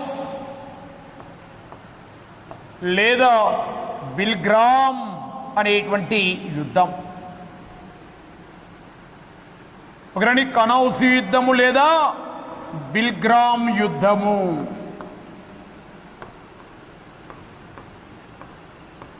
ఒకరండి ఈ కనౌజ్ లేదా బిల్గ్రామ్ యుద్ధములో షేర్షా విజయం సాధించి హుమయూన్ ఓటమి పాలు కావటం జరుగుతుంది. ఓటమి పాలై ఢిల్లీ సింహాసనాన్ని కోల్పోవడం జరుగుతుంది. ఎవరైనా? హుమయూన్. ఒకరండి ఢిల్లీ సింహాసనాన్ని కోల్పోవడం జరుగుతుంది. కోల్పోయిన తర్వాత సో నేను ఈ విధముగా సింహాసనం కోల్పోవడానికి ప్రధాన కారణం ఇప్పటి వరకు నా సతీమణి యొక్క పేరు పాగలే. సో కాబట్టి ఇక లాభం లేదని చెప్పేసి మనోడు ఆపేస్తాడు. తిథి నక్షత్రాల మీద బాగా నమ్మకం ఉండి హమీదా బాను బేగము అనేటువంటి మరొక ఆమెను వివాహం చేసుకోవడం జరుగుతుంది. ఒకరండి హమీదా బాను బేగము. హుమయూన్ అనేటువంటి అతడు ఢిల్లీ సింహాసనాన్ని కోల్పోయాడు. ఒకరండి ఢిల్లీ సింహాసనాన్ని కోల్పోయి ఆ తర్వాత హమీదా బాను బేగము అనేటువంటి ఆమెను వివాహం చేసుకోవటం జరుగుతుంది. ఒకరండి హమీదా బాను బేగం అనేటువంటి ఆమెను వివాహం చేసుకుంటే ఈ హుమయూన్కి హమీదా బాను బేగం అనేటువంటి ఆమెకు ఒకరండి అక్బర్ అనేటువంటి అతడు జన్మిస్తాడు 1542వ సంవత్సరంలో. ఒకరండి 1542లో అక్బర్ జన్మించడం జరుగుతుంది.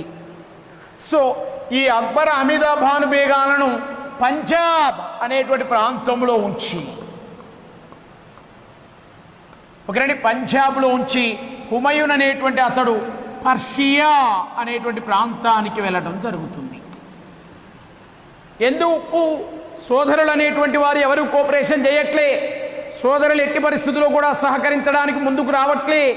సో కాబట్టి పర్షియా ప్రాంతానికి వెళ్ళి ఆనాటి పర్షియా రాజు అయినటువంటి శతమాన్పు అనేటువంటి రాజు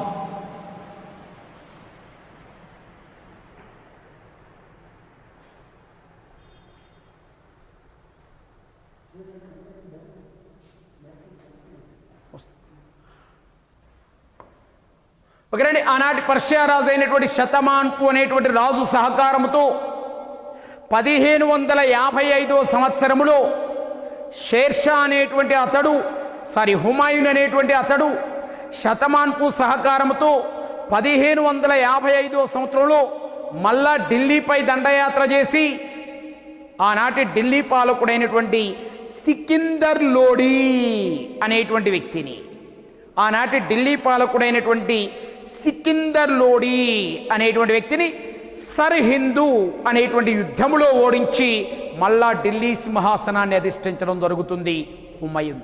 అందుకనే 2 సార్లు ఢిల్లీ సింహాసనం అధిష్ఠించిన మొఘల్ చక్రవర్తి హుమాయూన్ అనేటువంటి అతడు. 1530, 1555 ఈ 2 సంవత్సరాల కాలంలో ఈ 2 సార్లు ఢిల్లీ సింహాసనాన్ని అధిష్ఠించి ఆగ్రా అనేటువంటి ప్రదేశంలో 1556 సంవత్సరంలో గ్రంథాలయం యొక్క మెట్లు దిగుతూ మరణం గావించడం జరిగినది.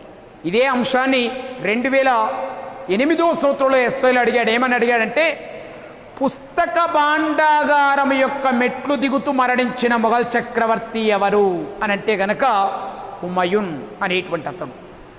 ఈ హుమాయూన్ అనేటువంటి అతడు 1556 సంవత్సరంలో మరణం చెందడం, ఆ తర్వాత అక్బర్ చక్రవర్తి 2వ పానీపట్టు యుద్ధము అనేటువంటి యుద్ధం ద్వారా ఢిల్లీ సింహాసనం అధిష్ఠించడం అనేటువంటి అంశాన్ని మనం తర్వాతకు చూద్దాం. Right, okay, thank you.